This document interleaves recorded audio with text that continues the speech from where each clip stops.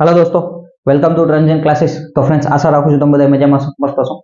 Diploma semester 3 માં electrical engineering માં ભણતા વિદ્યાર્થી મિત્રોને પરમ દિવસે પેપર છે, બરાબર। પહેલું પેપર ડીસીએમટી નું છે।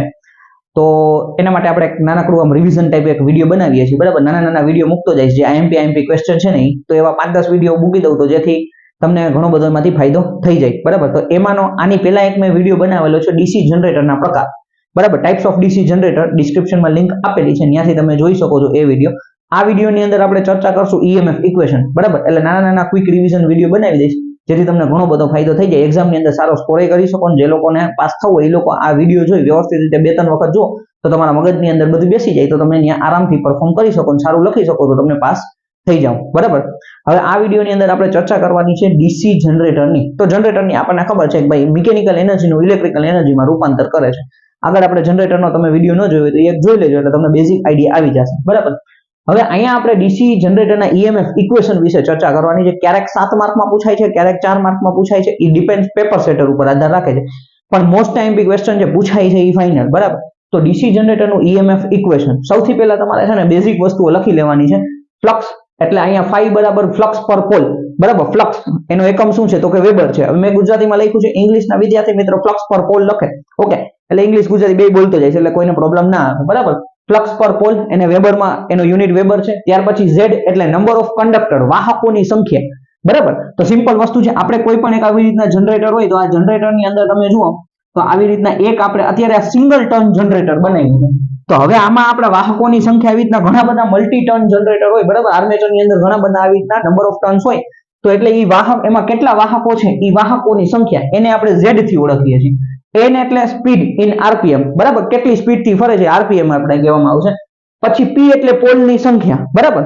p એટલે નંબર ઓફ પોલ, કેટલા પોલ છે, 2 પોલ છે, 4 પોલ છે, 6 પોલ છે, બરાબર। અને a એટલે armature parallel path, number of armature parallel path, okay.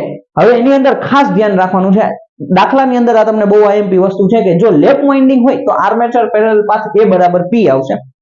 અહીંયા સિમ્પ્લેક્સ ની વાત થાય છે, પણ આપણે જનરેટર બધું ભણીએ છીએ, તો આપણા બુકની અંદર બધી જગ્યાએ સિમ્પ્લેક્સ વાઇન્ડિંગ હોય છે, એટલે કઈ ટેન્શન હોતું નથી। તો જો લેપ વાઇન્ડિંગ હોય તો આર્મેચર પેરેલલ પાથ p એટલે નંબર ઓફ પોલ જેટલા હશે, 4 પોલ હોય તો 4 થઈ જશે, 2 પોલ હોય તો 2 થઈ જશે।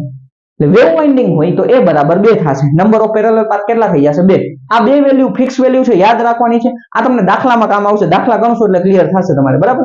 હવે બેઝિક વસ્તુ છે, આ મેં તમને અહીંયા શીખવાડી દીધું, બરાબર। હવે આપણે શું કરવાનું છે તો કે આપણે ઈએમએફ ઇક્વેશનની શરૂઆત કરવાની છે। આટલું તો બેઝિક છે, લખી જ નાખવાનું છે, બરાબર। આ કોપી પેસ્ટ જ કરવાનું છે। હવે આ તમારે જોવાનું છે એક વાહકમાં ઉત્પન્ન થતો ઈએમએફ। તો એક વાહકમાં ઉત્પન્ન થતો ઈએમએફ, તો એનું સૂત્ર છે કપાતો ફ્લક્સ એના છેદમાં સમય અથવા ટાઈમ, જે કંઈ પણ કઈ, તો કે કેટલો ફ્લક્સ કટ થાય છે, બરાબર। જો આવી રીતના મેગ્નેટિક ફિલ્ડ છે, ઓકે, હવે મેગ્નેટિક ફિલ્ડ છે, હવે આ આપણે ટર્ન છે એ ફેરવીએ છીએ, કોઇલને ફેરવીએ છીએ, તો કેટલો ફ્લક્સ કટ થાય છે, અને એ ફ્લક્સ કટ થવા માટે કેટલો સમય લાગે છે એ આપણે લખવાનું છે। એ એક રેવોલ્યુશન મારવા માટે કેટલો સમય લાગે છે એ આપણે કહેવાનું છે, બરાબર। એક કોઇલ છે, એક કોઇલ આવી રીતના એક રેવોલ્યુશનમાં કેટલો સમય લાગશે એ આપણે કહેવાનું છે। તો કેટલો ફ્લક્સ કપાશે, તો નંબર ઓફ પોલ એને ગુણ્યા ટોટલ ફ્લક્સ, બરાબર। એટલે અહીંયા કપાતા ફ્લક્સ ની અંદર થઈ જશે p5, ઓકે, p5 થશે। ખાસ ધ્યાન રાખવાનું છે, નંબર ઓફ પોલ અને ફ્લક્સ, આટલો આપણો ફ્લક્સ કપાશે, ક્લિયર। હવે ટાઈમ આપણે ગોતવાનો છે। હવે ટાઈમ ની અંદર તમે ડાયરેક્ટ યાદ રાખી લ્યો કે ભાઈ એક રેવોલ્યુશન લાગવા માટે કેટલો સમય લાગશે, તો 60/n, બરાબર। અથવા તમે આમ પણ કરી શકો છો, ભાઈ રેવોલ્યુશન, બરાબર, અને અહીંયા આપણી પાસે ટાઈમ આવી જશે, રેવોલ્યુશન, અને અહીંયા આપણી પાસે ટાઈમ આવી જશે, તો અહીંયા એક આપણે જેમ કે n રેવોલ્યુશન લાગવા માટે 60 સેકન્ડ લાગશે, કેટલી, 60 સેકન્ડ। એટલે નંબર ઓફ રેવોલ્યુશન n લખેલા છે, એટલે આપણને ખબર નથી 1500 આટા લઈ છે, 1200 આટા લઈ છે, 1000 આટા લઈ, એટલે આપણે n સંખ્યા આપી દીધી છે, બરાબર। એટલે એની સ્પીડ છે, n રેવોલ્યુશન 60 સેકન્ડ ની અંદર લાગે છે, તો એક રેવોલ્યુશન એટલે કે એક આટો મારવા માટે કેટલો સમય લાગશે, આવું આપણે ગોતવાનું। તો સિમ્પલ, અહીંયા આપણે ગુણાકાર 1 ગુણ્યા 60 એના છેદમાં n, બરાબર। તો એનો મતલબ એવો થઈ ગયો કે આ આપણા એક કોઇલને એક આટો મારવા માટે 60/n જેટલો સમય લાગશે, સિમ્પલ। અહીંયા લખી નાખો 60/n, છેદનો છેદ અંશમાં જાય, p5n એના છેદમાં 60, બરાબર।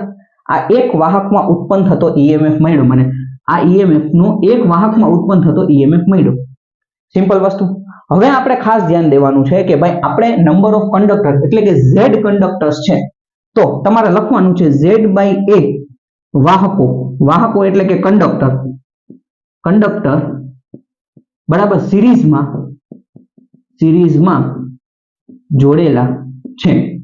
હવે આટલા વાહકો જો સિરીઝમાં જોડેલા છે તો એનો મતલબ શું થઈ ગયો? તો આપણે તો અહીંયા એક આટાની અંદર કેટલો EMF ઉત્પન્ન થયો? P∅N/60. ઓકે, હવે આપણે શું કરવાનું છે? તો ટોટલ EMF બરાબર ટોટલ EMF આપણે લેવાનો છે તો P∅N/60 ડોટ Z/A એટલે આ બેયનો ગુણાકાર કરી નાખવાનો બરાબર. તો કે એક આટામાં કેટલો EMF ઉત્પન્ન થયો? P∅N/60. માનો કે 100 આટા છે, 100 નંબર ઓફ કંડક્ટર છે, તેને ગુણ્યા 100 કરી નાખ્યા એટલે Z/A કંડક્ટર્સ છે એ સિરીઝમાં કનેક્ટ કરેલા છે બરાબર. તો એ Z/A ને શું કરી નાખવાનું? ગુણાકાર કરી નાખવાનો. બસ થઈ ગયું, આ આપણું EMF ઇક્વેશન સાબિત થઈ ગયું બરાબર. હવે આપણે બુકમાં લખ્યું એ પ્રમાણે EMF ઇક્વેશન = ∅ZNP / 60A આટલું તમે લખી નાખો બરાબર. એટલે જો 7 માર્કમાં પૂછે તો 7 માર્ક, 4 માર્કમાં પૂછે તો 4 માર્ક, રોકડા માર્ક મળે છે. ઓકે, આટલું ઈઝી છે અને ખાસ 2-3 વખત તમે વિડિયો જુઓ અથવા 2-3 વખત તમે તમારી જાતે લખી નાખો ને એટલે તમને આરામથી આવડી જશે. આટલું તો કોપી પેસ્ટ છે, સિમ્પલ વસ્તુ. phi એટલે ફ્લક્સ પર પોલ, Z એટલે નંબર ઓફ કંડક્ટર, N એટલે સ્પીડ ઇન RPM, P એટલે નંબર ઓફ પોલ, A એટલે આર્મેચર પેરેલલ પાથ. જો લેપ વાઇન્ડિંગ હોય તો A બરાબર P, વેવ વાઇન્ડિંગ હોય તો A બરાબર 2. સિમ્પલ વસ્તુ. હવે આપણે શું કરવાનું છે? તો કે એક વાહકમાં ઉત્પન્ન થતો EMF કેટલો ઉત્પન્ન થતો EMF છે? તો કે કપાતો ફ્લક્સના છેદમાં સમય, તો P∅N/60/N. સિમ્પલ બરાબર. હવે આ ટાઈમ કેવી રીતના ગોઈતો? તો કે સિમ્પલ અહીંથી જોયું, એક રેવોલ્યુશન એન્ડ રેવોલ્યુશન લાગતા 60 સેકન્ડ લાગે છે તો એક રેવોલ્યુશન મારવા માટે કેટલો સમય લાગશે? તો 60/N થઈ ગયું. સિમ્પલ. તો P∅N/60/N છેદનો છેદ અંશમાં ગયો એટલે P∅N/60. આ એક આટા એક ટર્નની અંદર એક વાહકમાં ઉત્પન્ન થતો EMF આપણને મળ્યો. હવે આવા કેટલા નંબર ઓફ ટર્ન્સ છે? તો Z/A કંડક્ટર વાહકો સિરીઝમાં જોડેલા છે તો એને ગુણી નાખ્યો Z/A. તો આ ટોટલ EMF મળી ગયું આપણે આખા DC જનરેટરનું EMF મળી ગયું. EMF = ∅ZNP / 60A બરાબર. આટલું લખવાના 7 માર્ક મળે છે. 4 માર્કમાં પૂછાય તો 4 માર્ક, ડિપેન્ડ્સ પેપર સેટર ઉપર બરાબર. વ્યવસ્થિત રીતે પોસ્ટ કરીને લખી લ્યો બરાબર. સ્ક્રીનશોટનો ટાઈમ આપું છું. નેક્સ્ટ વિડિયોની અંદર આપણે દાખલા જોશું. Okay, thank you friends.